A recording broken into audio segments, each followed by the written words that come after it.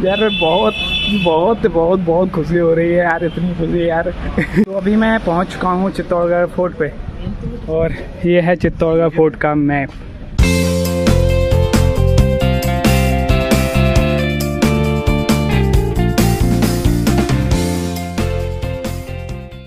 Hello friends, स्वागत है आप सभी का मेरे एक न्यू ब्लॉग में। मैं बढ़िया हूँ, आशा करता हूँ आप लोग बहुत बढ़िया होंगे। सुबह हो चुकी है, अब चलते हैं पवन भैया से मिलने के लिए, उसके बाद निकलेंगे चित्तौड़गढ़ के लिए। तो चलो चलते हैं अभी। तो अभी मैं हूँ पवन साहू की जिम के जस्ट सामने। पवन भैया अभी आए नहीं हैं, वो लगभग आधे पौने घंटे बाद आएंगे, तो मिलाता हूँ आपको उनसे। ये देखिए जिम, अभी जस्ट पवन भैया से मिला हूँ यार, और एक दो फोटो भी ली है साथ में, आपको फोटो डालूंगा ब्लॉग में।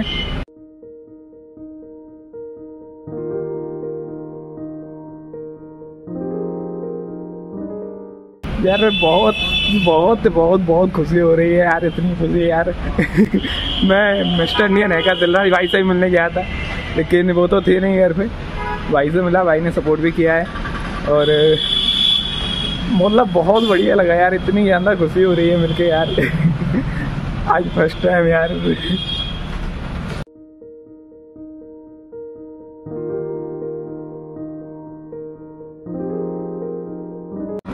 अभी मैं चित्तौड़गढ़ से लगभग 18 किलोमीटर पीछे हूँ, और देखिए कितना शानदार व्यू है यार।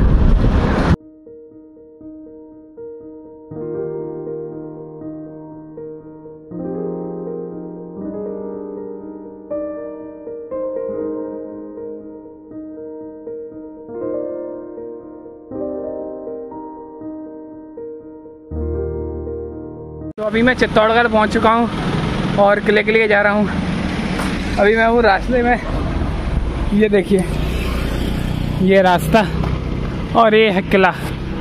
ये किले के अंदर ही हैं हम लोग। ये भारत का सबसे बड़ा किला है, और भारत में केवल 3 ऐसे किला हैं जिनमें की आबादी रहती है। फर्स्ट चित्तौड़गढ़, सेकंड कुंभलगढ़, और थर्ड जैसलमेर। जैसलमेर फोर्ट तो आपको दिखाया है मैंने। आज चलते हैं यहाँ चित्तौड़गढ़ का फोर्ट विजिट करते हैं। तो अभी हमें दिखा है चित्तौड़ के भी कल्लाजी राठौर की समाधि। यहाँ पर कल्लाजी राठौर और जयमल जी राठौर दोनों की समाधियाँ हैं। 23 फरवरी सन 1568 को जब अकबर ने राजा उदय सिंह के ऊपर चित्तौड़ में हमला किया, तब राव कल्लाजी राठौर और जयमल जी राठौर ने युद्ध की अगुवाई की। इसी समय फूलबंकर की अगुवाई में कई लोगों ने, जिसमें स्त्रियां और बच्चे सभी शामिल थे, एक जन जौहर किया था। कहा जाता है कि जब जयमल जी राठौर के पैर में प्रॉब्लम हुई तो कल्लाजी राठौर ने जयमल जी को अपने कंधे पर बैठाकर युद्ध किया था। इसे देखकर अकबर को ऐसा लगा कि 2 सिर वाला और 4 हाथों वाला कोई देवता युद्ध कर रहा है, तभी से कल्लाजी राठौर को यहाँ का लोक देवता कहा जाता है। तो अभी मैं पहुँच चुका हूँ चित्तौड़गढ़ फोर्ट पे, और ये है चित्तौड़गढ़ फोर्ट का मैप। यहाँ पर फुल मैप बना हुआ है।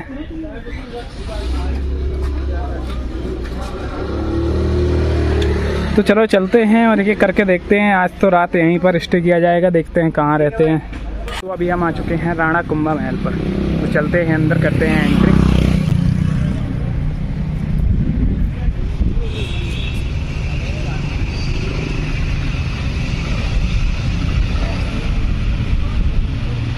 ये देखिए लिखा हुआ है कुंभा महल का फुल इतिहास। अगर आपको फुल डिटेल में इस महल के बारे में जानना हो तो आप इस वीडियो को पॉज करके आप पढ़ सकते हैं। यहाँ पर लिखा हुआ है सारा इतिहास।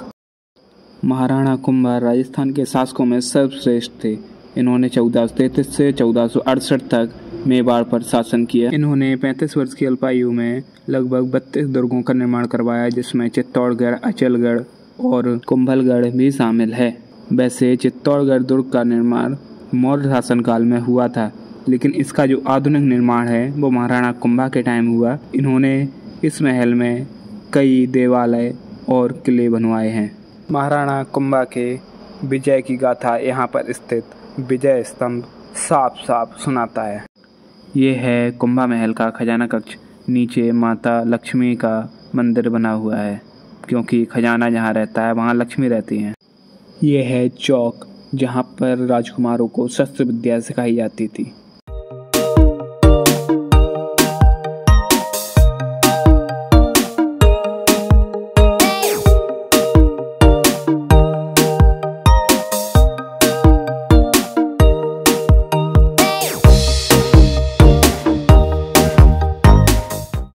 ये है वो गुफा जिससे कि रानियाँ गौमुख झील में नहाने के लिए जाती थी और यहीं पर रानी पद्मिनी ने केवल अकेले जौहर किया था। बाकी रानियों ने जो जौहर स्थल है वहाँ पर जौहर किया था, यहाँ पर रानी पद्मिनी ने जौहर किया था। इसके गेट का स्ट्रक्चर देख के तो मुझे लगता है कोई मंदिर होगा।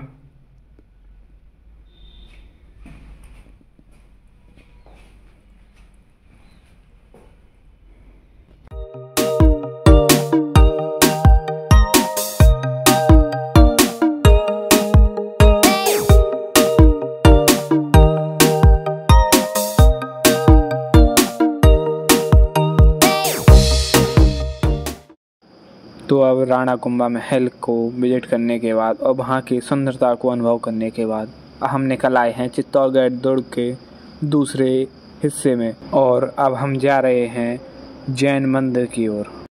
तो अभी मैं आ चुका हूँ श्री 7 बीस देवरी जैन मंदिर पर। चित्तौड़गढ़ किले में ऐसे ही लगभग 7 जैन मंदिर स्थित हैं। इस मंदिर को 7 बीस देवरी इसलिए कहा जाता है कि इस मंदिर में छोटे छोटे 27 मंदिर स्थित हैं, इसलिए इसे 7 बीस देवरी कहा जाता है। इस प्रांगण के मुख्य मंदिर का निर्माण श्री सीमंदर साय नामक एक ब्राह्मण हलवाई ने सन 972 में करवाया था। यहाँ पर इस मंदिर का संपूर्ण इतिहास लिखा हुआ है। अब हम दिखाते हैं आपको इस मंदिर में स्थित छोटे छोटे मंदिरों को, जो कि जैन धर्म के 24 तीर्थंकरों के मंदिर हैं।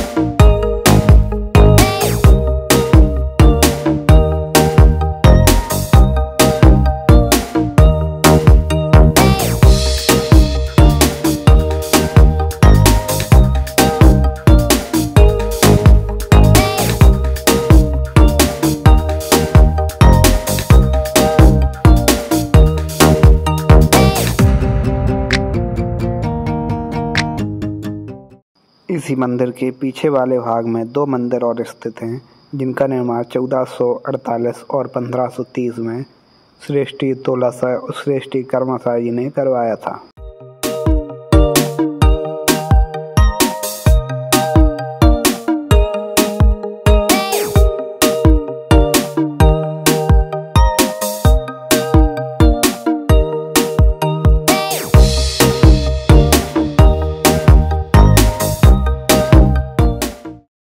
यहाँ पर जैन धर्म का संदेश और जैन धर्म के बारे में कुछ प्रसिद्ध विद्वानों के विचार लिखे गए हैं।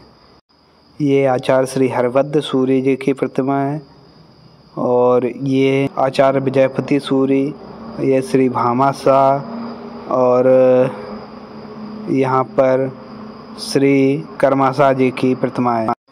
तो अभी हम श्री जैन मंदिर में दर्शन करने के बाद हम आ चुके हैं श्री कुंभा स्वामी मंदिर के पास। यही मंदिर श्री राणा कुंभा ने बनवाया था और उन्हीं के नाम पर इस मंदिर को कुंभा स्वामी मंदिर कहा जाता है। इसी के अंदर श्री वराह अवतार की प्रतिमा स्थापित है और यहीं पर जो आपको साइड से मंदिर दिख रहा है वो मीराबाई जी का मंदिर है। यहीं पर मीराबाई जी ने विष का प्याला पिया था जो कि अमृत बन गया था। ये है श्री वराह अवतार का कुंभा स्वामी मंदिर और अभी मैं आपको दिखाता हूँ मीराबाई का मंदिर। ये है, देखिए मीराबाई का मंदिर। यहीं पर मीराबाई ने विष का प्याला पिया था श्री कृष्ण के प्रेम में, जो कि अमृत में परिवर्तित हो गया था। यहाँ पर हैं श्री संत गुरु रविदास जी की चरण पादुका।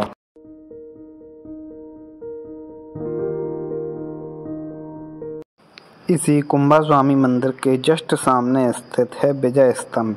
जहां पर हम अभी आ चुके हैं। और इस विजय स्तंभ का निर्माण सन 1448 में राणा कुंभा ने मालवा के युद्ध में विजय प्राप्ति के बाद बनवाया था। इस स्तंभ की ऊंचाई लगभग 37.19 मीटर की है। यह स्तंभ कुल 9 मंजिला है और प्रत्येक मंजिल में देवी देवता और वाद्य यंत्रों के चित्र उत्कीर्ण हैं। इस स्तंभ के 5वीं मंजिल पर इस स्तंभ के वास्तुकार जैत और उनके पुत्र नापा, पूजा और पोमा के नाम भी लिखे गए हैं। इस स्तंभ में ऊपर जाने के लिए अंदर से सोपान भी बने हुए हैं, लेकिन अभी इस स्तंभ के गेट को बंद कर दिया गया है। तो चलो अब इसके बाद चलते हैं समादेश्वर महादेव के दर्शन करने के लिए। यहाँ पर इस मंदिर का संपूर्ण इतिहास लिखा हुआ है। इस मंदिर का निर्माण मालवा के परमार शासक भोज द्वारा 11वीं सदी के मध्य में करवाया गया था और बाद में इसका 1485 विक्रम संवत और 1428 ईस्वी में मुगल द्वारा पुनर्निर्माण करवाया गया। यह मंदिर भगवान शिव को समर्पित है और इसके बगल से यह गोमुख जलाशय, जिसके नीचे भगवान शिव की एक शिवलिंग स्थापित है, इस पर प्राकृतिक रूप से जल चलता रहता है।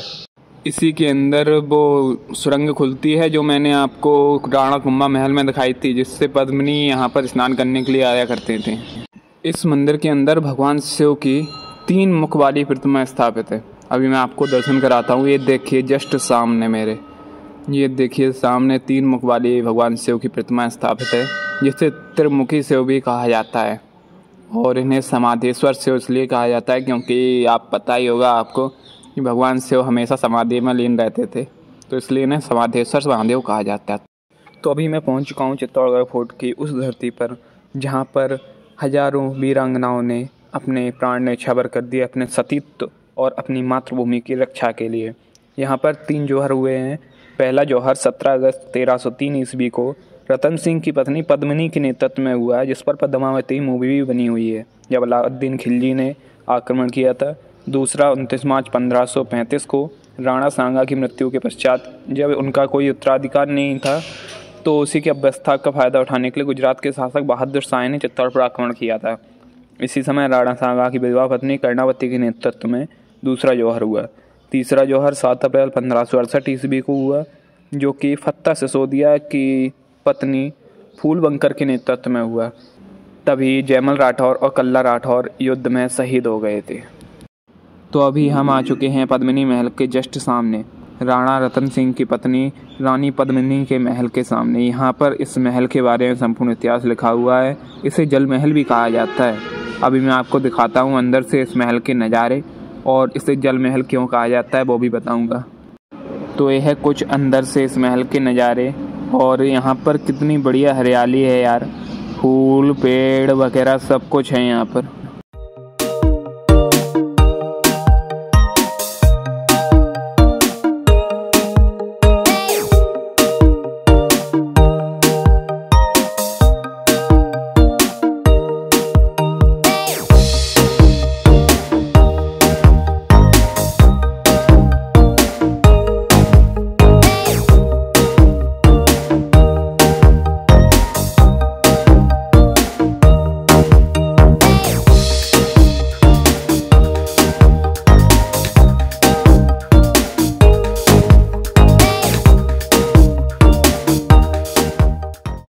तो ये है वो जेल महल जहाँ पर रानी पद्मिनी निवास किया करती थी। यहीं पर अलाउद्दीन खिलजी ने फर्स्ट टाइम रानी पद्मिनी को देखा था, वो भी जल के प्रतिबिंब में। और ऐसा कहा जाता है कि रानी पद्मावती बहुत ही खूबसूरत थी।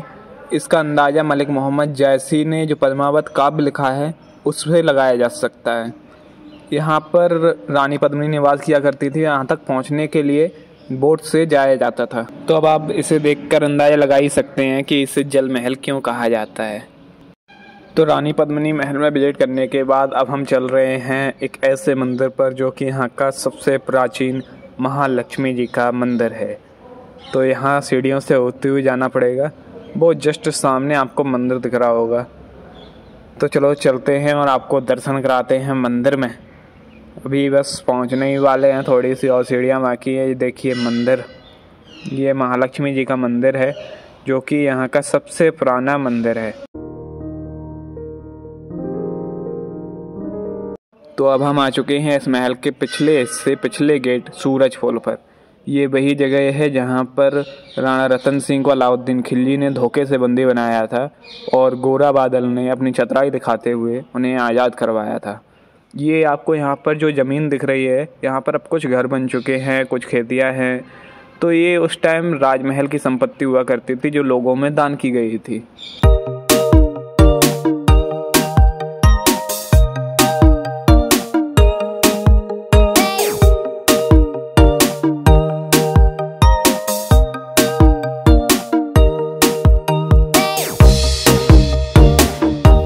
तो अभी हम आ चुके हैं जैन मंदिर और यहाँ पर स्थित कीर्ति स्तंभ को देखने के लिए। इसका निर्माण भरगेरवाल के जैन व्यापारी जीजाजी कठोर ने 13वीं शताब्दी में करवाया था। इसमें 157 सीढ़ियाँ हैं और 7 मंजिला यह इमारत है। इसी के जस्ट बगल से एक जैन मंदिर बना हुआ है। उसके बाद हम आ चुके हैं बाण माता के दर्शन करने के लिए। यहाँ पर सारा विस्तृत रूप से वर्णन किया गया है बाण माता के बारे में और इस मंदिर के बारे में। तो अभी हम आपको दर्शन कराते हैं श्री बाण माता के। ये देखिए सामने मंदिर है और ये देखिए कितनी बढ़िया नक्काशी है इस मंदिर की यार। पुराने टाइम के जितने भी राजस्थान के मंदिर किले हैं सारे में बहुत बढ़िया यार आर्किटेक्चर है। और यहाँ पर आप दर्शन कीजिए। लेकिन यार बाण माता का मंदिर तो बंद है। यहाँ से साइड में दूसरा मंदिर बना हुआ है, यहाँ पर आपको दर्शन कराता हूँ। उसके बाद मैं पहुँच चुका हूँ राणा रतन सिंह के महल की ओर। और यहाँ पर ना ये महल बंद है, यहाँ पर कुछ काम चल रहा है इस महल में। तो यहीं पर एक बगल से भगवान शिव का मंदिर है, तो अभी आपको वहाँ पर दर्शन कराता हूँ। इस मंदिर को ना रत्नेश्वर महादेव के नाम से जाना जाता है। और यहाँ पर जो आपको साइड से कुंड दिख रहा है ना, इससे रत्नेश्वर तालाब कहा जाता है। तो अभी आपको दर्शन कराता हूँ महादेव के। चलो चलते हैं अंदर, करते हैं एंट्री। ये देखिए सामने नंदी बाबा हैं, उसके जस्ट सामने यहाँ पर आपको दिखाता हूँ। ये है महादेव, बोले बाबा। तो महादेव के दर्शन कीजिए। रत्नेश्वर महादेव नाम से यहाँ पर फेमस हैं। और ये है उसी रत्नेश्वर तालाब के कुछ सुंदर से नज़ारे।